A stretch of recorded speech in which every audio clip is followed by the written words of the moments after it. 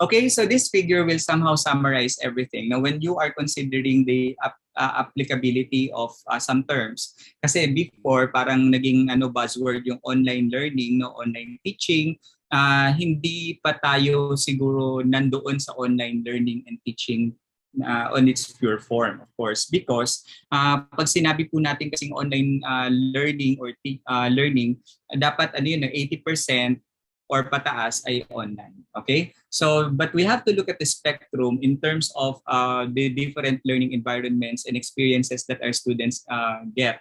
So, meron tayong traditional na learning, this is face-to-face, and during that time, syempre, wala pang no, incorporation of the ICT technology. We are using traditional methods to teach them. We also have what we call web facilitated. So may mga times na you can use some resources from the web, 1 to 29% lang yan of the time, web facilitated lang yan. Now, between 30 to 79% is called blended learning.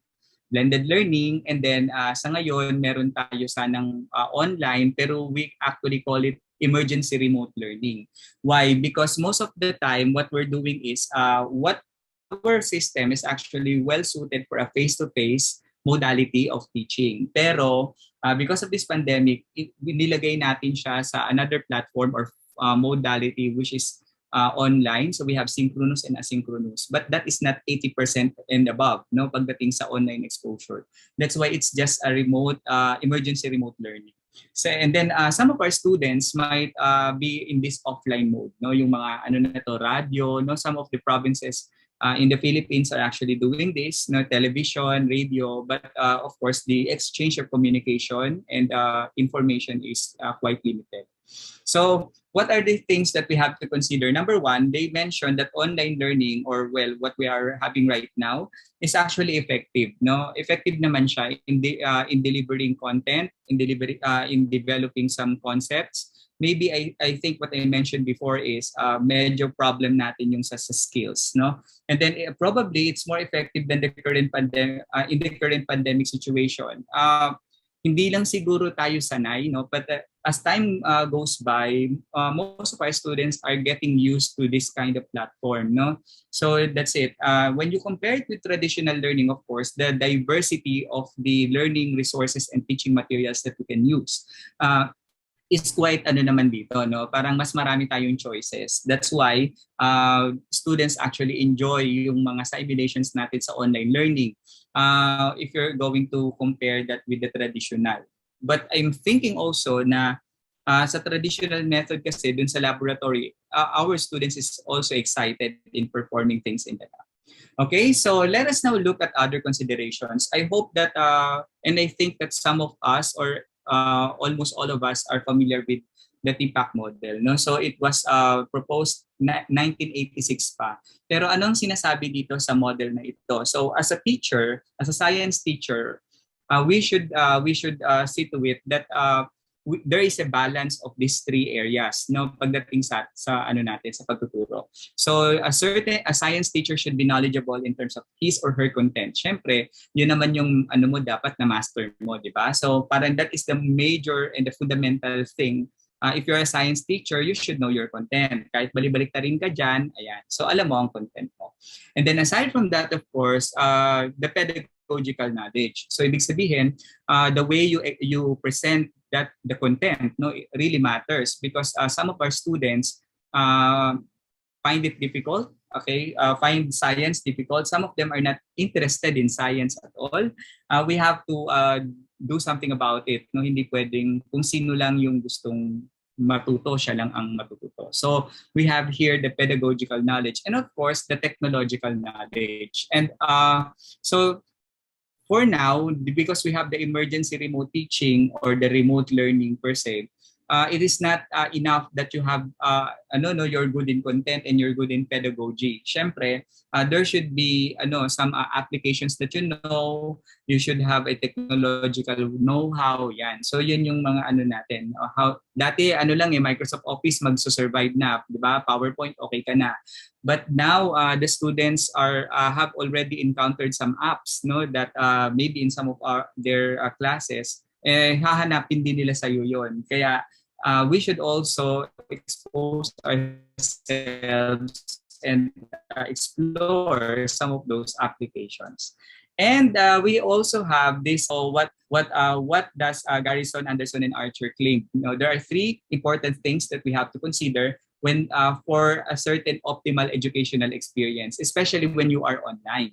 The first one is the cognitive presence. So, ibig sabihin nito, students need an environment where they are free to construct meaning. So we are giving them activities that they can work on their own and they can work collaboratively. So mamaya ibibigyan ko po kayo ng mga ilan sa mga examples.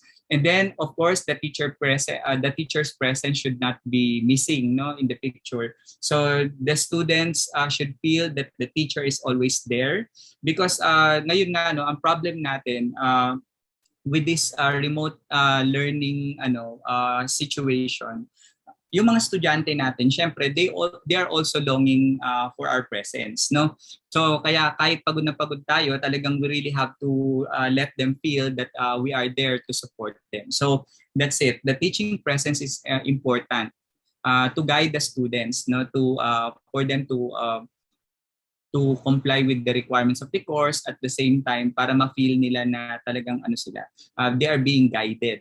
And then social presence, of course. One of the problems in online learning is the feeling of isolation. No, kaya nga 'di ba, even before meron naman tayo talagang mga online learning platforms. Meron tayong mga open universities. But why is it that the dropout rates on open universities long time ago ay mataas? Kasi wala silang physical na kaklase na they could have lunch with, wala silang kausap, 'di ba? Kasi nga it's a transaction between you and your teacher alone.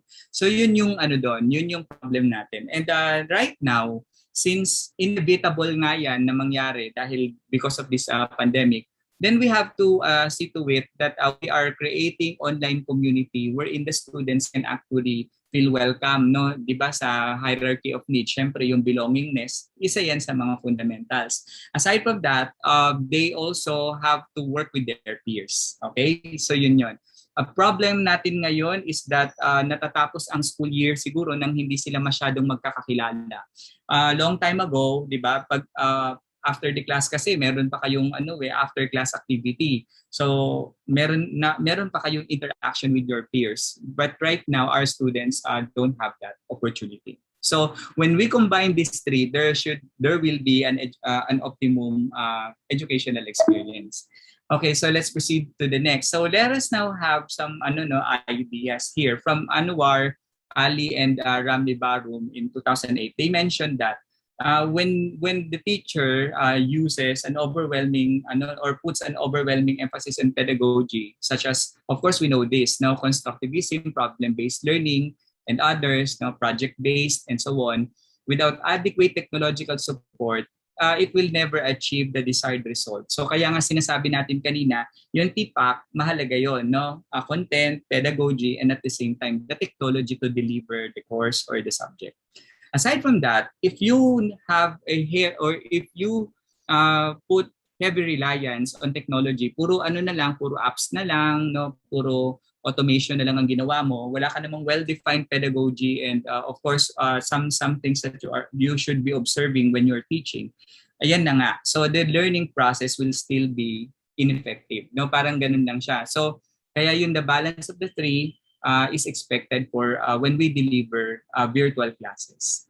Okay po? So let's now proceed to the next. So how about this? No? So itong mga ito po, they could exist synchronously or asynchronously.